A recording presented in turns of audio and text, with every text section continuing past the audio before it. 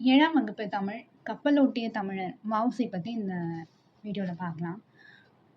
வ.உ. சிதம்பரனாரின் உரையை வாழ்க்கை வரலாறாக சுருக்கி எழுதுங்கன்னு கேட்டிருக்காங்க. சரியா? இது வந்து ஒரு துணைப்பாட பகுதி. அதாவது வ.உ. சிதம்பரனார் கப்பலோட்டிய தமிழர்னு சொல்லுவாங்க இவரை பத்தி ஒரு கட்டுரை ஒன்று எழுத சொல்லியிருக்காங்க. சரியா? ஆனா சுருக்கி எழுத சொல்லியிருக்காங்க. ஃபர்ஸ்ட் நம்ம வ.உ. சிதம்பரனார்னா யாருன்னு நம்ம பார்க்கலாம். வ.உ. சிதம்பரனார் வந்து ஒரு சிறந்த போராட்ட வீரர், சிறந்த சுதந்திர போராட்ட வீரர். ஓகேவா?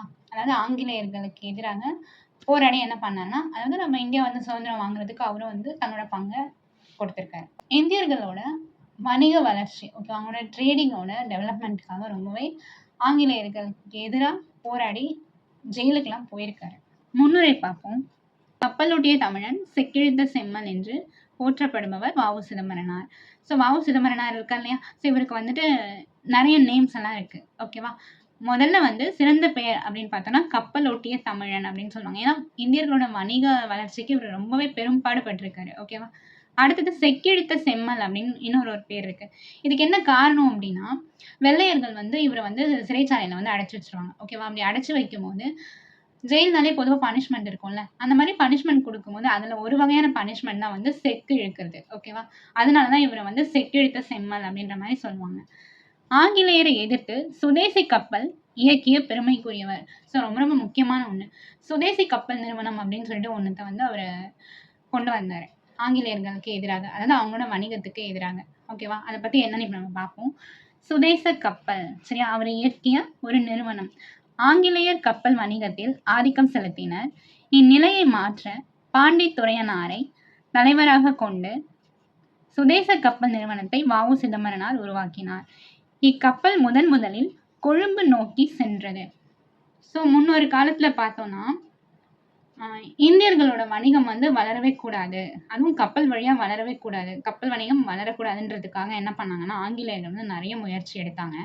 அதெல்லாம் உடைக்கிற வகையில வ.உ. சிதம்பரனார் என்ன பண்ணாங்கன்னா சுதேச கப்பல் நிறுவனம் அப்படின்னு ஒன்றத்தை வந்து ஆரம்பிச்சு வச்சாரு. ஓகேவா? பாண்டித்துரையனார் அவரோட தலைமையில வந்து அவரை தலைவரா வச்சு அந்த ஒரு நிறுவனத்தை ஆரம்பிச்சு வச்சாரு. இதனால என்னாச்சு அப்படின்னா ஆங்கிலேயர்களுக்கும், அதாவது வெள்ளையர்கள் சொல்ற ஆங்கிலேயர்களுக்கும் நமக்குமே வந்துட்டு பெரிய அளவுல வந்து சண்டை வந்துச்சு. அதை பத்தி இப்ப இன்னும் டீட்டெயிலா அடுத்த தலைப்புல பார்க்கலாம். ஆங்கிலேயரின் அடக்குமுறை. சுதேச கப்பல் வணிகம் வளர தொடங்கியது. அவர் ஆரம்பிச்சு வச்ச கப்பல் வணிகம் இருக்கு இல்லையா, அது வந்து வளர தொடங்கியது.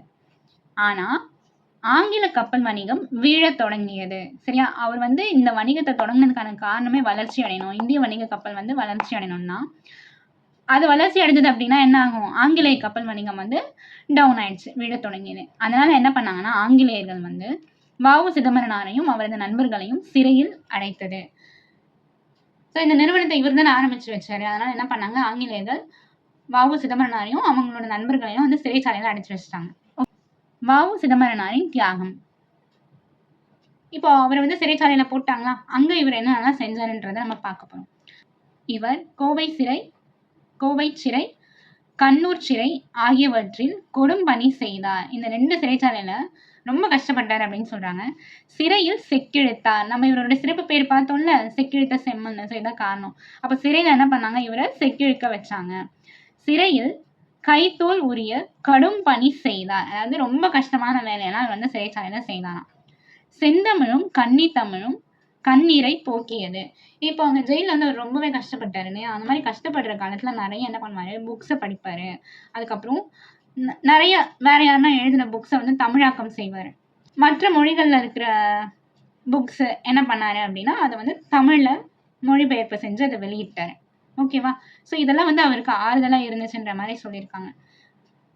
அதுல முக்கியமானது பார்த்தா செந்தமிழும் கன்னித்தமிழும் கண்ணீரை போக்கியது. அதாவது தமிழ் மொழிதான் வந்து இவருக்கு ஆறுதலா இருந்துச்சு. அடுத்தது தமிழ் பற்று. அவருக்கு தமிழ் மேல இருந்த பற்றை பத்தி நம்ம பார்ப்போம். இவர் சிறையிலும் தொல்காப்பியம் இந்நிலை கற்று தன் துன்பங்களை மறந்தார். நிறைய புக்ஸ் படிப்பாருன்னு சொன்னேன் இல்லையா? அப்படி ஜெயில இருக்கும்போது என்னென்ன புக்ஸ் எல்லாம் படிச்சாரு அப்படின்னா தொல்காப்பியம், அப்புறம் இந்நிலை, இந்த மாதிரியான புக்ஸ் எல்லாம் படிச்சு தன்னோட துன்பத்தை மறந்தாரு அப்படின்னு சொல்றாங்க. ஆங்கிலத்தில் ஹேலன் இயற்றிய அறிவு நூல்களில் ஒன்றை மனம் போல் வாழ்வு என்னும் தலைப்பில் தமிழில் மொழிபெயர்த்தார். அது மட்டும் இல்லாம அவர் நிறைய என்ன பண்ணியிருக்காரு, மொழிபெயர்த்திருக்காருன்னு சொன்னால வேற மொழியில இருக்கிற நூலெல்லாம் வந்து அது புக்ஸ் எல்லாம் தமிழ் மொழியில மொழிபெயர்த்து வெளியிட்டாருன்னு சொன்னா அதுல முக்கியமா கொடுத்திருக்காங்க.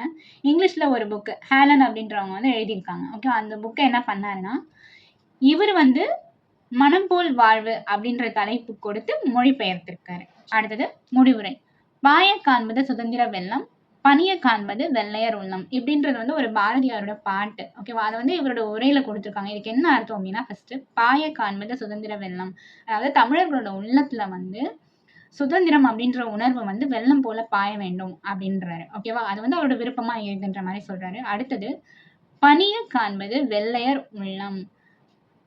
அவங்க வந்து எப்படி நம்மளை வந்து அடக்கி வச்சிருந்தாங்களோ, நம்ம வளரக்கூடாது, நம்மளோட வணிகம் வளரக்கூடாதுன்னு அடக்கி வச்சிருந்தாங்களோ, அந்த மாதிரி அவங்க நம்ம கிட்ட என்ன பண்ணணும்னு சொல்றாங்க, அடங்கி வரணும். ஓகேவா, அதுதான் பனிய காண்பது வெள்ளையர் உள்ளம். அவங்களோட உள்ளம் வந்து நம்ம கிட்ட அடங்கி இருக்கணும், அடங்கி வரணும்.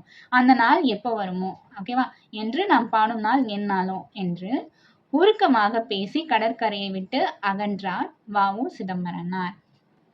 இதெல்லாம் வந்து அவர் வந்து சிறைச்சாலைக்கு போயிட்டு வந்ததுக்கு அப்புறம் கடற்கரையில உட்கார்ந்து கஷ்டப்பட்டு, அதாவது யோசிச்சுட்டு இருக்காரு. நம்மளோட நிலைமை வந்து இப்படி இருக்கு, நம்மளோட வணிகம் வந்து இப்படி இருக்கு, நம்ம வந்து ஆங்கிலேயர்கள் கிட்ட இப்படி அடிமைப்பட்டு இருக்கோமே, நம்மளோட நிலையை வந்து எப்படி நம்ம மாத்துறது அப்படின்ற மாதிரி கடற்கரையில உட்கார்ந்து உருக்கமா பேசியிருக்காரு. சரிங்களா?